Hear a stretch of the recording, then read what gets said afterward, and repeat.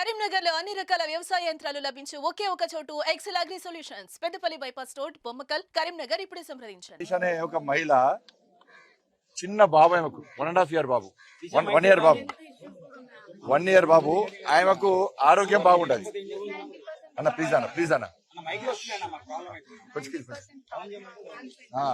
ఆ అనిషాకు 90% కాలిపోయింది.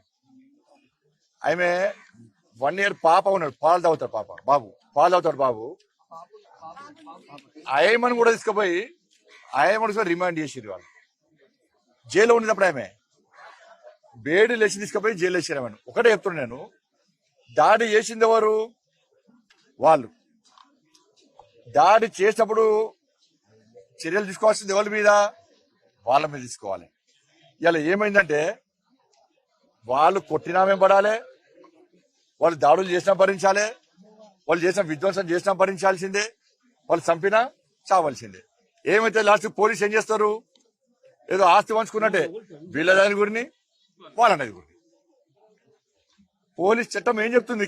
ఎవరు పేసుకొచ్చారు అంటే వాళ్ళ మహిళల ముందు మహిళలను కొడుతుంటే వాళ్ళ మొగోళ్ళు వచ్చారు, కాపాడుకునే ప్రయత్నం చేశారు. మొగోళ్ళని కొడుతుంటే మహిళలు వచ్చి కాపాడుకో దాంట్లో కొట్టుని నూకేస్తారా? మా వాళ్ళని చంపడం నూకేస్తారా వాళ్ళు?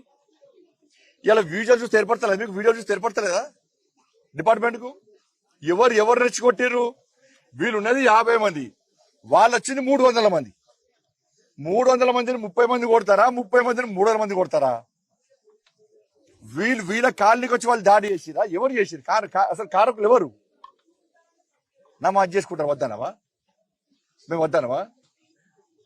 Congress party minority declaration announce చేసింది అప్పుడు ఎలక్షన్స్ అప్పుడు.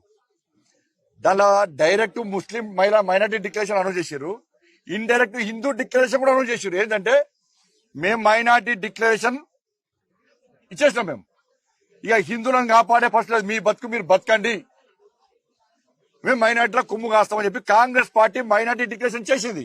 మీరు వాళ్ళ కొమ్ము కాస్తున్నారు, లక్షలు కల్పిస్తున్నారు. ఇవాళ మా వాళ్ళని తీసుకుపోయి నాన్ అవైలబుల్ కేసులు పెట్టి 307 కేసులు పెట్టి లోపడేస్తే, అరే పసిపిల్లగాడు ఉన్నాడు సార్, పాలు తాగే పిల్లలు ఏడుతుండు సార్, పిల్లలు ఏడానే పసిపిల్లలు ఏడుతుండు సార్ పాలు తాగడానికి. వాళ్ళ అమ్మ సగం కాలిపోయింది సార్, 80% కాలిపోయింది సార్. ఆమె ఆరోగ్యం మంచలేదు సార్, ఇట్లా చేతులు వచ్చాయి సార్. మీకు కూడా పోలీసు అధికారులు కొంతమంది అధికారులు ఈ కొమ్ము కాస్తారు, మీ కుటుంబాలనే కదా, మీ కుటుంబాలనే కదా. వాళ్ళు చూస్తే జాలి అనిపిస్తలేదా?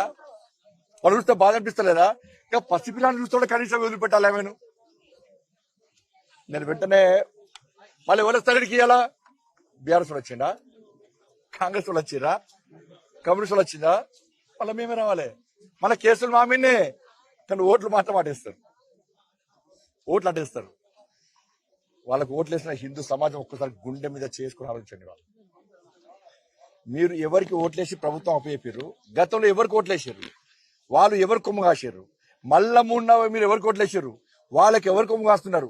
మళ్ళీ హిందువులకు ఇబ్బంది వస్తే ఏ పార్టీ వస్తున్నది, ఏ సంస్థలు వస్తున్నాయి ఒక్కసారి ఆలోచించండి. వాళ్ళు మీరు మళ్ళా ఇవాళ పేదల కోసం వచ్చేది మేమే, లాఠీ దెబ్బలు తినేది మేమే, జైలు పోవాల్సింది మేమే, కేసులు భరించాల్సింది మేమే.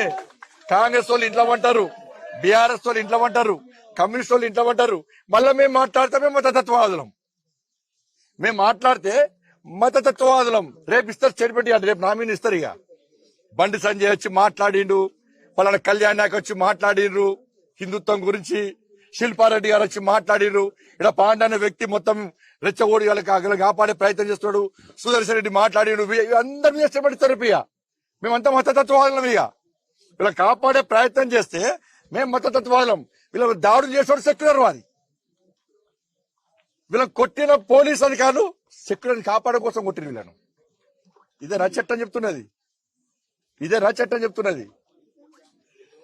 నగ్నంగా బతుకమ్మ ఆడించిన సందర్భాన్ని చూడలే మేము, కానీ జై శ్రీరామ్ అని చెప్పి రాముని పాటలు పెట్టుకుని ఒక భక్తియుత వాతావరణంలో పండుగ చేసుకుంటే దాడులు చేసినటువంటి సంఘటనను, రజాకారులు దాడులు చేసిన సంఘటనను ఈరోజు తెలంగాణ సమాజానికి కాంగ్రెస్ పార్టీ ప్రభుత్వం చూపెట్టిందంటే వాళ్ళకి చర్య తీసుకోలేదు. కాబట్టి ఇది సెక్యులరిజం, ఇది తెలంగాణ రాష్ట్రంలో సెక్యులరిజం. నేను చెప్తున్నా హిందూ సమాజానికి, ఇవాళ మన బతుకులు బతికే పరిస్థితి లేదు. అరే రోడ్ల మీద అరీజ్ అలీం సెంటర్లు పొట్టు పెట్టుకుంటున్నా నేను వద్దలే.